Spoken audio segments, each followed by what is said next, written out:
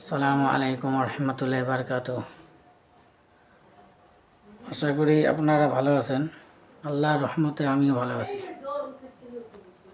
আপনারা আজকের উদ্দেশ্য হলো যারা বহুদিন যাবৎ জন্ডিস বেমারে আক্রান্ত বা জন্ডিস বেমারের জন্য বহু জায়গায় ট্রিটমেন্ট করেছেন, এখনও ভালো হন নাই।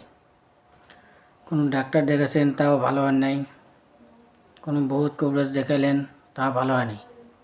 আল্লাহর হুকুমে আমার এই চেম্বারে বা আমার এই স্ক্রিনে দেওয়া আমার নম্বর আছে, হোয়াটসঅ্যাপ নম্বর, বা আপনারা যদি বেমারে কোনো কিছুতে আরোগ্য হন নাই, আমার এই নম্বরে যোগাযোগ করবেন বা আমার এই চেম্বারে আসবেন।